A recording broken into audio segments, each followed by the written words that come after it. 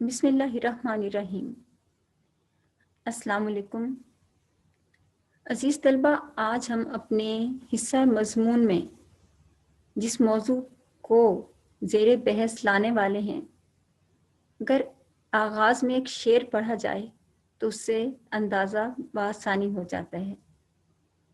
ایک بوسیدہ خمیدہ پیڑ کا کمزور ہاتھ، سینکڑوں گرتے ہوں کی دستگیری کا امین۔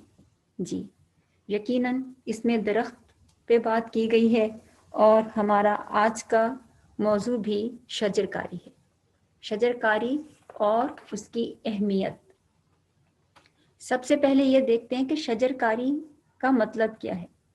شجر کاری کا مطلب ہے، شجر درخت کو کہا جاتا ہے، نخل بھی کہا جاتا ہے۔ تو شجر درخت کو کہا گیا کہ شجر کاری درخت لگانا۔ کیا درخت لگانا ہی کافی ہے یا اس کی کوئی اہمیت بھی ہے؟ تو آئیے دیکھیے کہ شجر کاری کیا ہے۔ چھوٹا سا ننھا منا سا درخت، لیکن اس کے بے پناہ فوائد ہیں۔ کیا ایک درخت لگانے سے وہ فائدے ہمیں حاصل ہو جاتے ہیں، یا ہمیں اس کی مزید ضرورت ہے؟ یا ایک درخت ہی ہمارے ماحول میں، ہمارے آس پاس کیا کردار ادا کرتا ہے؟ درخت کیوں ضروری ہیں؟ ویسے دیکھا جائے تو سب سے پہلی اہمیت ان کی یہ ہے کہ ماحول کو خوشگوار بناتے ہیں، آکسیجن فراہم کرتے ہیں، کاربن ڈائی آکسائڈ کو جذب کرتے ہیں۔ یہ وہ تمام چھوٹے چھوٹے نکات ہیں جو ہم بچپن سے دیکھتے چلے آئے ہیں، جانتے ہیں۔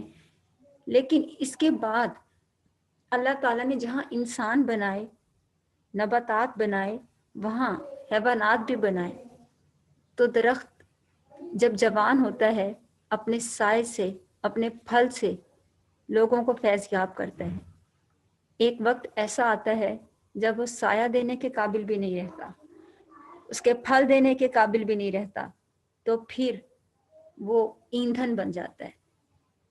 اور پاکستان کی بہت سی آبادی ایندھن کا ہی استعمال کرتی ہے، لکڑی جلاتی ہے۔ درخت سے انسانوں جنگلی حیات کو بھی فائدہ پہنچتا ہے۔ درخت ان کی رہائش کا بندوبست کرتے ہیں، پرندے ان میں اپنے گھونسلے بناتے ہیں، جانور ان کی کھو میں پناہ لیتے ہیں۔ یہ اس کے بنیادی فائدے تھے۔ سموگ 1952 میں لندن میں جب سموگ ہوئی تو اس سے بے پناہ ہلاکتیں ہوئیں۔ ہوا میں جب آکسیجن کی کمی ہو جاتی ہے تو خشک ذرات وہاں جمع ہو جاتے ہیں، جس کی وجہ سے دھواں، انسان کا سانس گھٹنا، اسی قسم کی بہت سی چیزیں ہونے لگتی ہیں۔ اور پاکستان وہ 7واں بڑا ملک ہے جو کہ آب و ہوا کی تبدیلی سے متاثر ہو رہا ہے۔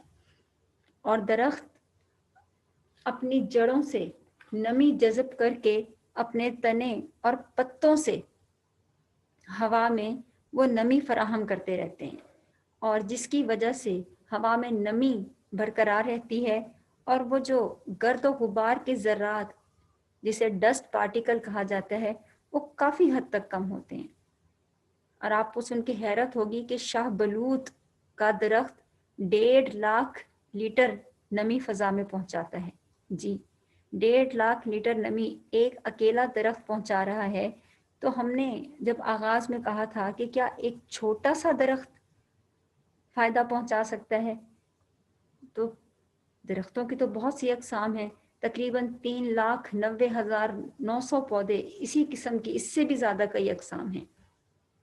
اپنے بچپن کا دور یاد کیجیے، جب درختوں کی چھاؤں میں، درختوں کی شاخوں پہ جھولا ڈال کے بے فکری سے بچے کھیلتے ہیں۔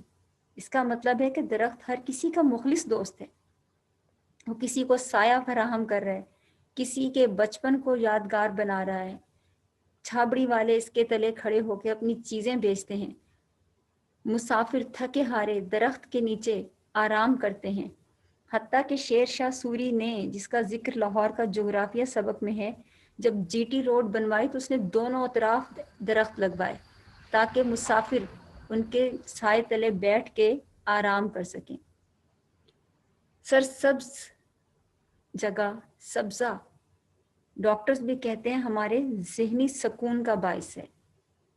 ग्लोबल वार्मिंग की वजह से दर्जे हरारत में इजाफा होता जा रहा है और हंगामी हालात में अगर कुछ किया जा सकता है तो वो नमी का इजाफा हवा में किया जाए। अगर नमी का इजाफा नहीं होगा तो ग्लेशियर पिघल जाएंगे, शहर के शहर डूब जाएंगे। तो जिनसे कुदरती हिफाजत अगर की जाए तो दरख्त लगाना सबसे बेहतरीन है। और दरख्त ज़मीन को बंजर होने से बचाते हैं। सैलाब जहाँ पे आता है वहाँ सैलाब ज़मीन की ऊपरी सतह से वो सारी ज़रखेज़ मिट्टी बहा के ले जाता है, जिससे ज़मीन का कटाव हो जाता है और दरख्त इस चीज़ से हमें बचाते हैं। अब हुकूमती सतह पर भी हफ्ता शजरकारी मनाया जाता है, जिसमें बच्चे छोटे छोटे पौधे लेके दरख्त लगाते हैं, यानी कि इन पौधों को लगाते हैं ताकि ये बड़े होके दरख्त बन सकें। हमारे कॉलेज में भी, हमारे स्कूल में भी शजरकारी का दिन मनाया जाता था, जहाँ पे हम खुद भी अपने नाम की चिट लगा के वो पौधा लगाते थे और बहुत खुशी होती थी। दरख्त सिर्फ ऑक्सीजन की कमी से जो हवा खुश्क हो रही होती है उसमें नमी ही नहीं देता। कहा जाता है कि एक बूढ़ा एक दरख्त लगा रहा था, तो किसी ने उससे कहा कि आप तो बहुत बुजुर्ग हो चुके हैं, इस दरख्त का फल आप नहीं खा सकेंगे। तो उसने कहा कि मैंने अपने आबाओ अजदाद के लगाए हुए दरख्तों के फल खाए हैं, मैं ये फल इसलिए लगा रहा हूँ कि आने वाली नस्लें इससे फैज़याब हो सकें। जब भी किसी शजर से समर टूट के गिरा, लोगों का एक हजूम उधर टूट के गिरा, कि दरख्त अपने फल, साए, सब चीज़ों से तो एक मुखलिस दोस्त की तरह हमें फ़ायदा देते हैं। तभी तो अजीम लोगों को दरख्तों से तशबीह दी जाती है, जो कि हर तरह से अपने वजूद से लोगों को फ़ायदा पहुंचाते हैं, अपनी सोच से, अपने सहारे से। मोहम्मद सल्लल्लाहु अलैहि वसल्लम शजरकारी किया करते थे। आप सल्लल्लाहु अलैहि वसल्लम को दरख्त लगाना पसंद था। और देखिए अल्लाह ताला ने कुरान पाक में वत्तीन वज़ैतूना कहा, और ये कहा गया कि तुम्हें से जब भी कोई शख्स अच्छा काम करता है, अल्लाह ताला उसे जन्नत में एक दरख्त अता करते हैं। सुबहान अल्लाह व बिहम्दिही सुबहान अल्लाहिल अज़ीम पढ़ने से जन्नत में एक दरख्त अता होता है।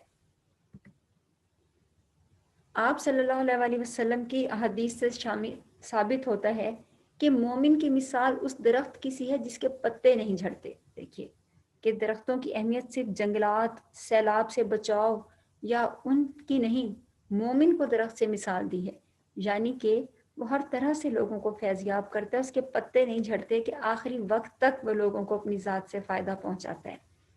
और फिर आप सल्लल्लाहु अलैहि वसल्लम ने फरमाया कि मुसलमान कोई दरख्त लगाए तो उसमें से कोई जानवर, परिंदा अगर कुछ खाए तो लगाने वाले को क़यामत तक उसके सदक़े का सवाब पहुंचता है। दरख्त आखिरी वक्त तक सहारा होते हैं। वो सिर्फ इंसानों के नहीं, जानवरों के, परिंदों के दोस्त होते हैं, जो उनके साए में अपने घर बनाते हैं, अपने लिए साया तलाश करते हैं। कि किसी शायर ने कहा, ईंधन के लिए इस बार जो कट के गिरा है, चिड़ियों को बड़ा प्यार था इस बूढ़े शजर से। तो इन निकात को मद्देनज़र रखते हुए आप बेहतरीन मजमून बना सकते हैं।